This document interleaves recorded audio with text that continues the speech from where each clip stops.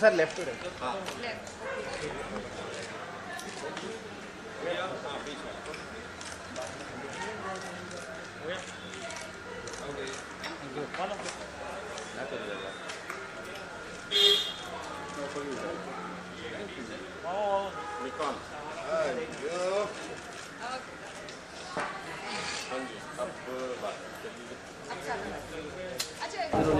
खराशें तो बहुत पुराना हो गया अभी तो मतलब, लेकिन सब्जेक्ट इतना ऐसा है कि अभी इस वक्त भी जो मुजफ्फरनगर में जो हुआ है, मतलब जो सालों पहले हो चुका है, आज़ादी से भी पहले से चला आ रहा है, वो आज तक हो रहा है। खराशे का सब्जेक्ट वही है जो बहुत उसके ज़ख्म, जो खराशें जिसको बोलते हैं, जो खराशें गुलजार साहब ने जो सहे हैं या एक्सपीरियंस किए हैं या जो देखे हैं, उसको ऐसा कलेजे वो जैसे किताब के अंदर उतार दिया है।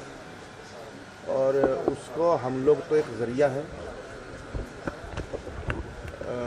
हम लोग तो एक ज़रिया है कि उनके शब्दों को पहुंचा रहे हैं। तो जो भी खासियत या खूबी है इस नाटक में, सारी इस गुलजार साहब and then Salim Arif, because जिन्होंने उसका ताना बाना बुना, इसके बाद क्या आता है, और फिर no doubt because we are medium तो हम लोग कर रहे हैं। खराशें गुजरात के दंगों से ज़्यादा प्रेरित प्रभावित है। सर आप हाँ, आपके वही तो बोल रहा हूँ, खराशे के बारे में ही बोल रहा हूँ। इसमें मेरी दो कहानियाँ हैं और दो पोएम्स। दो कहानियाँ हैं, एक है कहानी का नाम हिल्सा।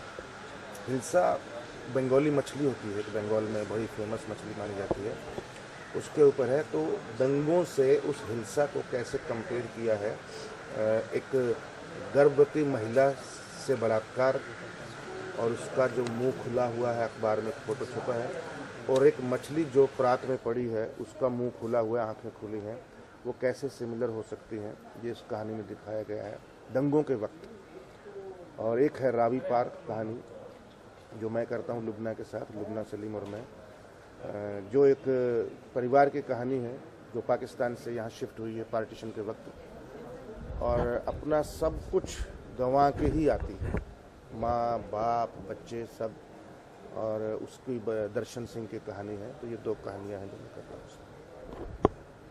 यशपाल जी, आप खुद एक थिएटर एक्टर हैं, तो आपको क्या लगता है थिएटर ज़्यादा टफ में है कि या फिल्मों में बिग स्क्रीन पे?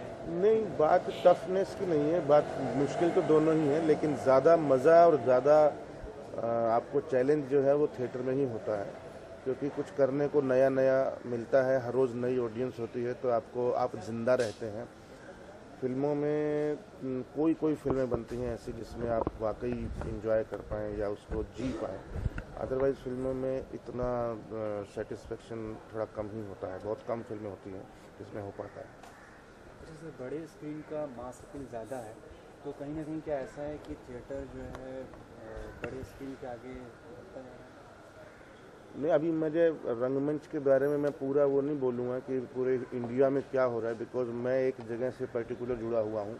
हाँ, लेकिन मुझे इतना पता है कि रंगमंच कभी मर नहीं सकता, क्योंकि हमारे जैसे, या मैं नहीं, कुछ और फिल्मों में लोग आए, उन्होंने थिएटर छोड़ दिया मान लो, तो वहाँ से 50 और पैदा हो जाएंगे नए शहरों में, और वो करते रहेंगे, और ये चक्र चलता रहेगा, कभी भी ख़त्म नहीं होगा, क्योंकि इसलिए ज़िंदा भी है थिएटर और जी भी रहा है, और नए नए एक्सपेरिमेंट भी हो रहे हैं।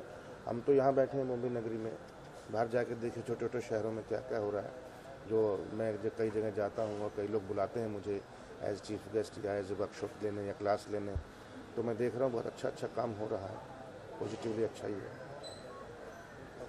Thank you very much.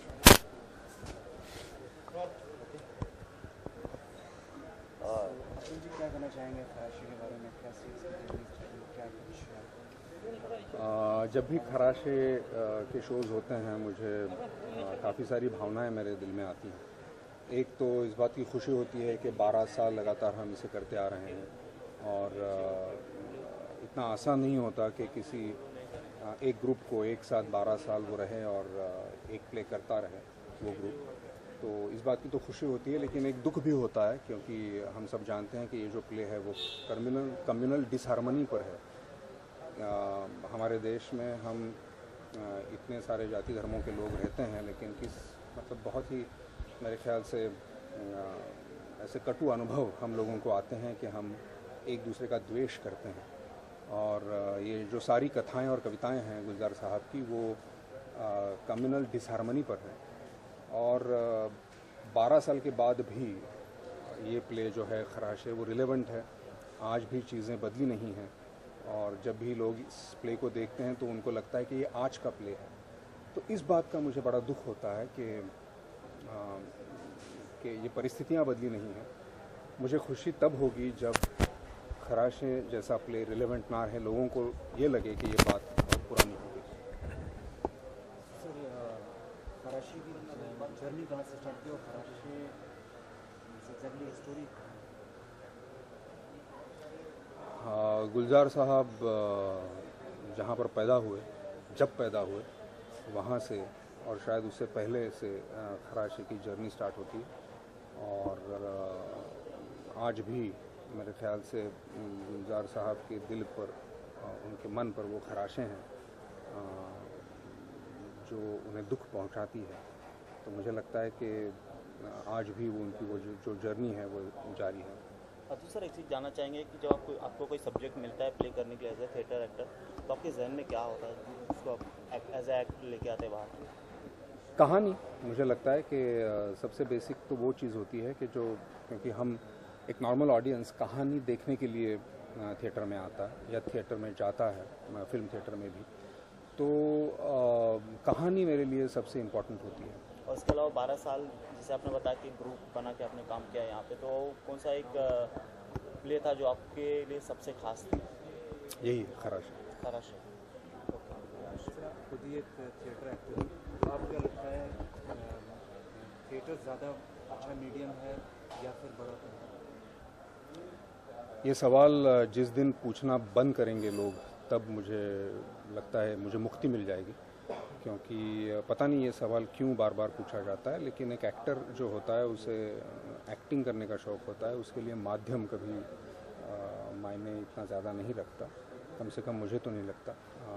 मुझे जिस किसी भी माध्यम में लोगों के सामने आने का मौका मिलता है, जो बात मुझे कहनी है वो कहने का मौका मिलता है, मुझे वो माध्यम अच्छा लगता है। तो कहीं ना कहीं ये मानते हैं कि असली एक्टर जो होता है, जो जिसके एक्टिंग की कला होती है, वो थिएटर से ही निकल के आता है? ये सवाल भी जब पूछना बंद कर देंगे तो मुक्ति मिल जाएगी मुझे। असली क्या होता है, नकली क्या होता है? कोई नकली एक्टिंग नहीं होती। दुनिया में जो भी आता है यहाँ पे बहुत कुछ छोड़ छाड़ के आ जाता है, बहुत कुछ रिस्क लेके आ जाता है। तो जो भी कुछ करने की कोशिश करता है वो असली ही करने की कोशिश करता है, नकली करने की कोई कोशिश नहीं करता। Okay, thank you. Thank you.